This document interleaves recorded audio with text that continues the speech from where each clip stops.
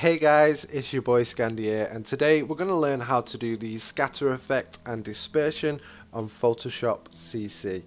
To do that, we're going to be using the brush tool, the marquee tool, and also the quick selection tool as well. So the first thing that you want to do is drag and drop your image, and I'm going to use this picture of Megan Fox. Click on your layers, double click, and then press OK. Just get rid of that there. And then you want to go over to your quick selection tool and you want to highlight all of the image that you're going to use.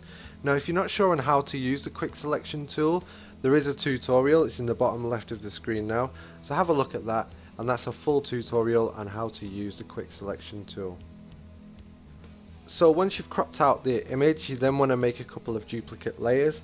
So right click over on layers and then duplicate layer 1, and I'm just going to use 2, and then press OK.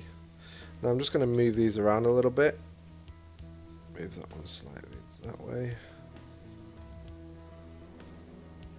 this one a little bit more,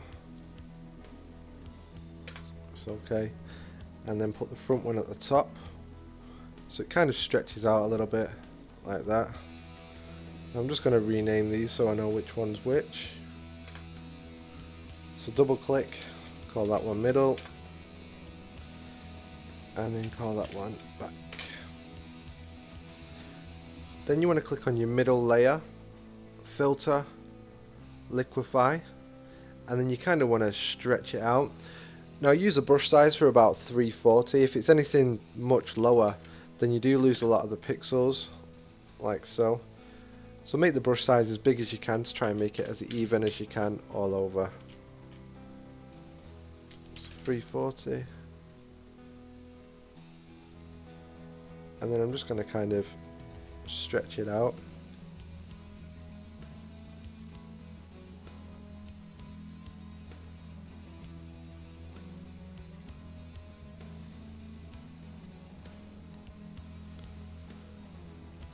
It's entirely up to you which way you want to do this, and obviously which way you want the dispersion to go. So if you want it to go on the right hand side, do it from the right. If you want it to go above, then do it above. But for me, I'm just going to have mine coming out from the left. And then press OK when you're happy with that. That stretches out there. And then I'm going to grab the back layer and do the exact same.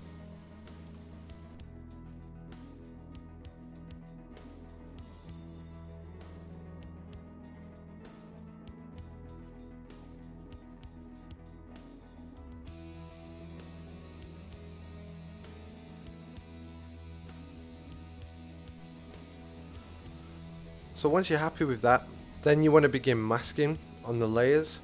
So I'm going to click on my front layer, put a mask on, and then the middle one, put a mask on, and then the back, put a mask on again. But for the back and the middle, you want to invert the colors. So to do that, press Ctrl and I, and then click on the mask above again, and then Ctrl and I, and then they should disappear, so you'll know that they've gone, or you'll know you've done it right if they've gone anyway. And then on top of that, you want to make a new layer, not a group, and then hide the ones below. Grab your marquee tool and make a square. Now this is so you can make a custom brush. Right click on the square, fill, and use black. Then once you've done that, go to edit, define brush preset, and then rename that whatever you want. So the brush that I'm going to use now is a square, and then press OK. Now if you do want to change the brushes, there are presets available. There's also presets that you can download, but there's quite a few in here. As you can see, that one there, that one looks alright, and there's a couple of different ones that you can use, but just for mine I'm going to use the custom one that I've just made, and then I'm going to edit it so you can kind of get a feel for what I'm going to do. So I'm just going to get rid of this, deselect there, and then delete that layer because we don't need it anymore, and then show these layers again. Now what I've got is, if I zoom in, I am left with a square. Click on the brush tool,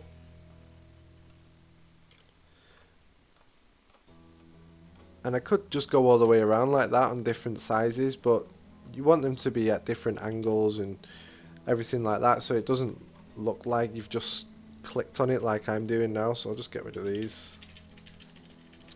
And to do that, you want to go over to your window and then click brush, and then you've got your brush presets on here, so you can change this however you want, but just to show you what I'm going to do, I'm going to fast forward this part, but just before I do, make sure you've got shape dynamics checked, scattering checked, and also transfer, and you want to mess around with the brush tip shape as well. So I'm just going to fast forward this while I mess around with it, and then I'll explain to you what I've done afterwards. Now if you do want to test it out, you can just click on the left hand side here and then Ctrl and Z or Ctrl Alt and Z to get rid of it on the left hand side. So you can mess around with it as you're clicking it as well, but I'm just going to fast forward this part while I mess around with the settings.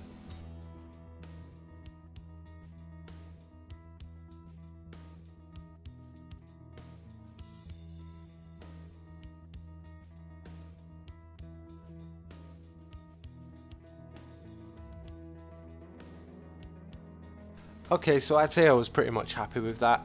What I'm going to do is just show you what I've done just so you can see it easier. So my shape dynamics, size jitter 64%, minimum diameter on 40, angle jitter on 100%, roundness jitter on 100%, and the minimum roundness on 80%.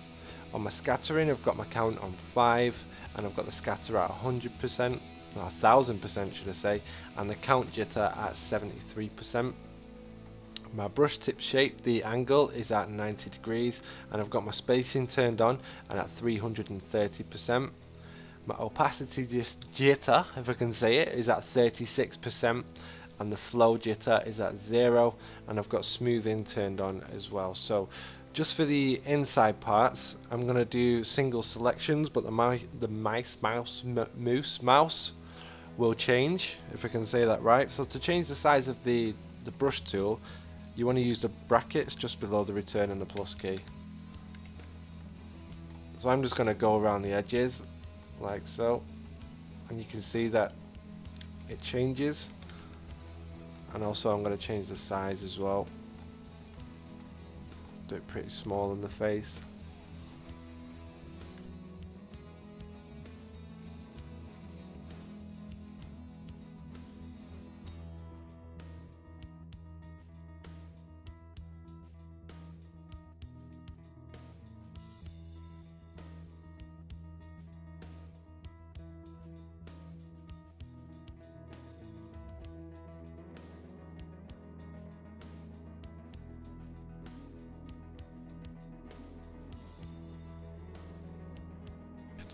So once you're happy with those selections, you want to then click onto your middle layer and click on the middle layer mask. Make sure that the color is set to white, and then you want to begin to build in the squares outside of the body. So I'm just going to go to window and go to brush, and then I'm going to change my opacity down to 0, and I'm going to change the flow down to 0 as well, so you can see them straight through. I should just show you there. Let's get a close up. Yep. Okay. And then the same again, you just want to have a mess around here.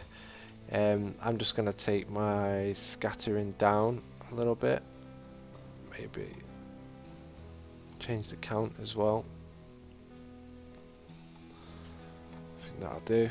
And then begin to build in your second layer. So I like to start smaller, coming from the inside, and then kind of build out into bigger squares. And you can just see that the angles are changing all the time as well, so it just makes it a lot easier than trying to rotate squares all the time.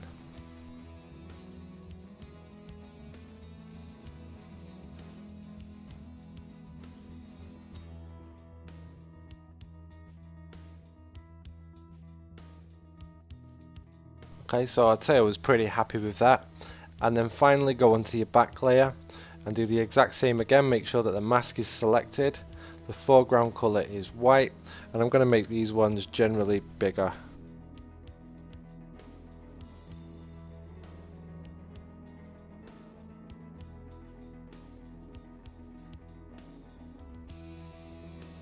Now, I've done that pretty quickly, but as you can see, it looks like a true scatter effect of the image. I hope you like this tutorial, guys. Please like, share, and subscribe to my channel.